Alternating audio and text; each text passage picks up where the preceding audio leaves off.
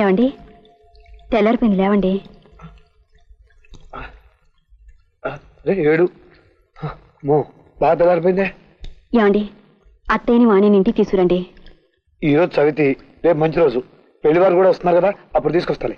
మన ఇంటికి తీసుకురావడానికి చవితి ఏంటండి? ఎందుకు లేదు, ఇక మీద నేను ఎలాంటి రిస్క్ తీసుకోదలుచుకోలేదు. సరేలేండి, నేను వెళ్ళి మొహం కడుకుని వస్తాను.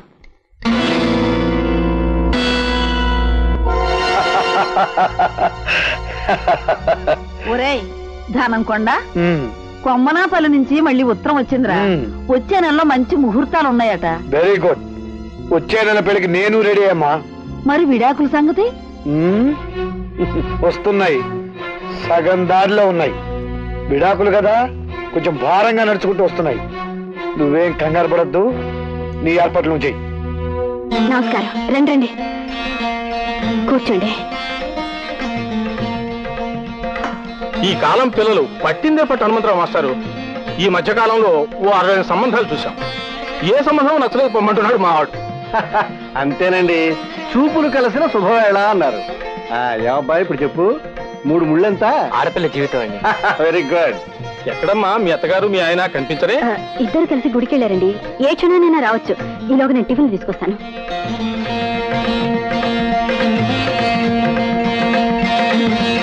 ఏమిటి ఇంకా రెడీ అవ్వలేదా? వాళ్ళందరూ వచ్చేసారు, తొందరగా రెడీ. అమ్మా గుడేంటి రావడం ఏంటి? వాళ్ళకి నిజం చెప్పేస్తే మంచిది కదా. అక్కర్లేదు బాబాయ్, నేను ఆయన కనిపించి నాతో మాట్లాడారు. జరిగిన దానికి చాలా బాధపడ్డారు.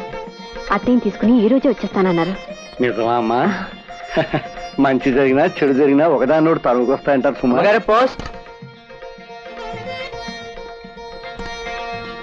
ఇలా ఈ అమ్మాయి గారికి ఇస్తాను. లేదండి, ఆవిడకే ఇవ్వాలండి. వచ్చేసారు. ఏంటమ్మా రిజిస్టర్ పోస్టా? బహుశా ప్రమోషన్ అయి ఉంటుంది.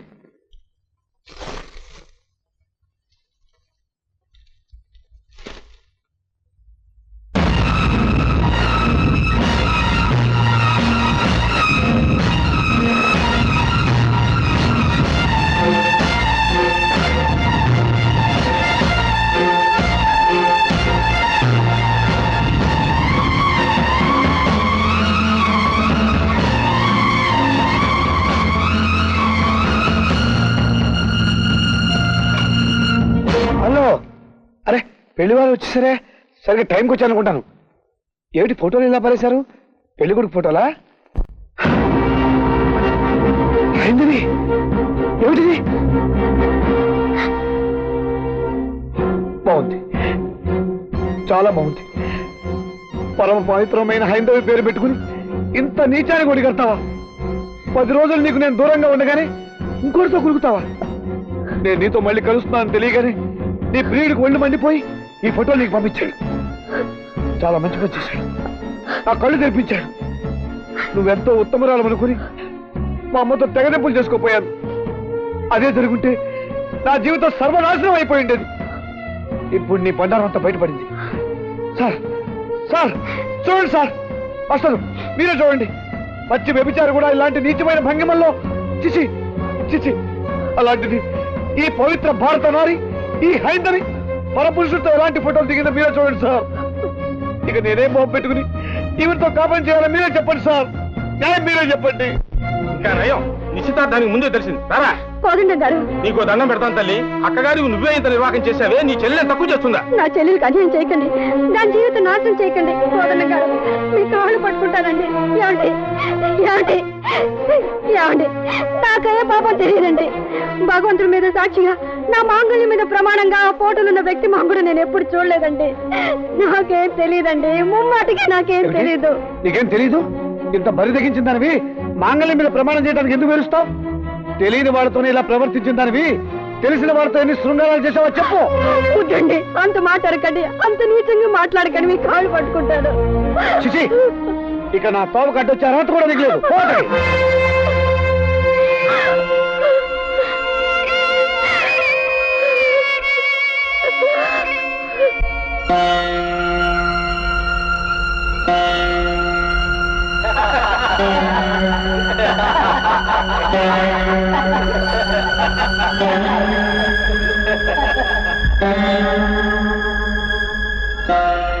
పెళ్లి కాకముందు పెద్ద పతివ్రత, పెళ్ళయ్యాక పతిత. మేడం మిమ్మల్ని ఆఫీసర్ గారు రమ్మంటున్నారు.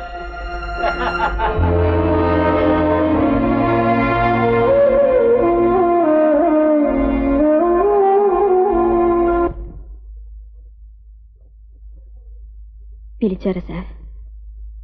అమ్మా,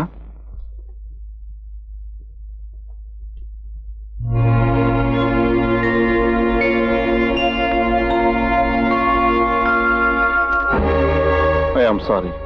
క్రమశిక్షణ లేని వారికి, క్యారెక్టర్ చెడిపోయిన వారికి ప్రమోషన్లు రావు, డిస్మిస్ ఆర్డర్సే వస్తాయి.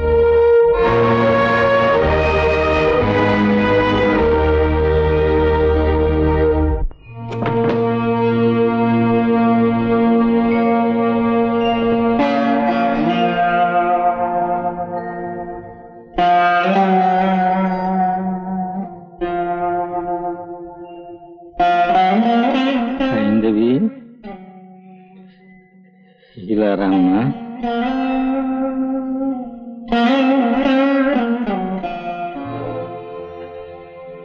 నా కూతురు నిప్పు లాంటిది.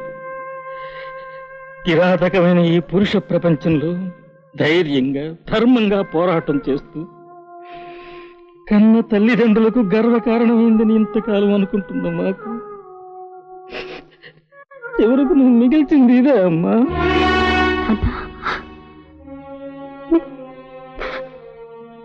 మీరు కూడా నన్ను నమ్మక తప్పలేదమ్మా. కోర్టు వారు కూడా నమ్మి విడాకులు మంజూరు చేశారని ధనం నోటీస్ పంపెట్టు. లోకమంతా కాకి నల్లగా ఉంటుందంటుంటే చూస్తూ కూడా తెల్లగా ఉంటుందని మమ్మల్ని మేము నమ్మించుకోలేక కళ్ళు మూసేసుకుంటున్నామమ్మా. అందుకేనమ్మా అక్కడ మీ అమ్మ పద్మ శాశ్వతంగా కళ్ళు మూసేసుకున్నారు.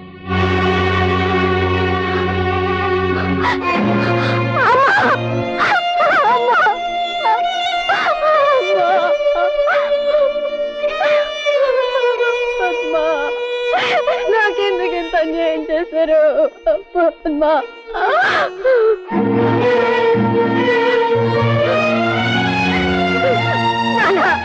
ఏమిటి గౌరవ్?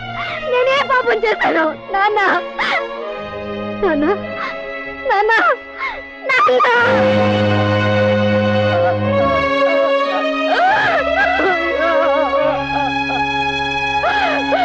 ఇప్పుడు నా బాధను ఎవరితో చెప్పుకోరు? నాకన్నా ఎవరు వింటారు?